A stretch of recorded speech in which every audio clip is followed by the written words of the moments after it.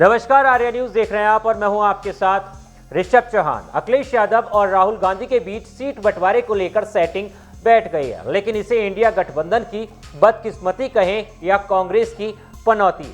जहां भी राहुल गांधी और कांग्रेस पहुंचते हैं वहीं कुछ ना कुछ गड़बड़ हो ही जाती है। राहुल गांधी भी भारत जोड़ो यात्रा यूपी में दाखिल हुई तो उनके सहयोगी दल और दोस्त अखिलेश यादव की पार्टी को करंट लग गया। समाजवादी पार्टी के ऐसे नेता जो लगातार सुर्खियों में बने रहते हैं, यानी कि स्वामी प्रसाद मौर्य, वो पार्टी को बाय बाय कहकर निकल गए और अपनी ही पार्टी खड़ी कर ली। अब जब यूपी में सीट बंटवारे को लेकर समाजवादी पार्टी और कांग्रेस के बीच बात फाइनल हुई तो अखिलेश यादव को एक और झटका लग गया। अखिलेश यादव के बेहद करीबी माने जाने वाले RCL ग्रुप के चेयरमैन मनोज यादव ने बीजेपी का दामन थाम लिया।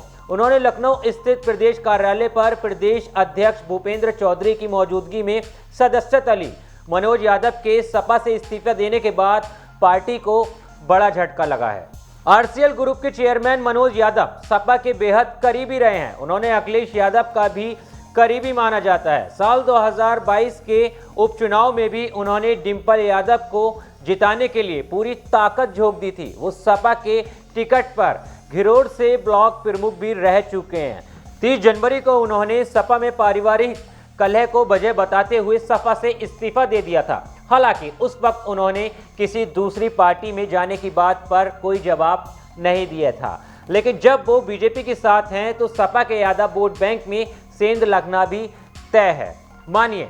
उधर स्वामी प्रसाद मौर्य जो समाजवादी पार्टी को टाटा बाय बाय कह चुके हैं, वो भी साल 2024 के लोकसभा चुनाव में अखिलेश के पीडीए वाले फॉर्मूले में गड़बड़ पैदा कर सकते हैं। लेकिन एक सवाल जो हर बार खड़ा हो ही जाता है वो ये है कि जहां जहां राहुल गांधी के कदम पड़ते हैं वहीं हालात क्यों बिगड़ जाते हैं। अब आप ही बताइए कि अखिलेश यादव पीडीए यानी पिछड़ा दलित अल्पसंख्यक के फॉर्मूले पर बीते कई महीनों से काम कर रहे हैं। उनकी पार्टी के कार्यकर्ता और नेता भी उनके साथ खड़े थे। मोदी और योगी को यूपी में बढ़िया से चैलेंज भी दिया जा रहा था, लेकिन ये सब कुछ उस वक्त तक सही चल रहा था जब तक राहुल गांधी की एंट्री नहीं हुई थी।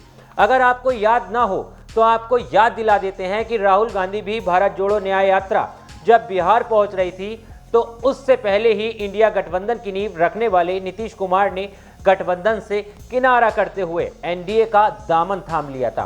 फिर जब राहुल की यात्रा पश्चिम बंगाल पहुंचने को थी तो पता चला कि ममता बनर्जी ने कांग्रेस को बोल दिया कि पश्चिम बंगाल से कोई सीट बंटवारा नहीं होगा। ये वही ममता बनर्जी हैं जिन्होंने गठबंधन को इंडिया नाम दिया था और जोर शोर से कहा था कि क्या मोदी इंडिया का मुकाबला कर पाएंगे। लेकिन वहीं ममता दीदी मोदी के खिलाफ तो चुनावी मैदान में जोर दिखा ही रही हैं, लेकिन ना तो कांग्रेस के साथ और ना ही गठबंधन के साथ। वैसे आपको याद ही होगा जब वर्ल्ड कप फाइनल में भारत ऑस्ट्रेलिया से हारा था तो राहुल गांधी ने पीएम मोदी को पनौती कहा था। लेकिन अब चुनाव से पहले जो हाल पैदा हो रहे हैं, ऐसे में किसे पनौती कहा जाना चाहिए, इसका जवाब आप हमें कमेंट करके जरूर बताना। देश और दुनिया की तमाम खबरों के लिए आर्या न्यूज को भी फॉलो कर लेना। मिलता हूं आपसे किसी और वीडियो में। जय हिंद।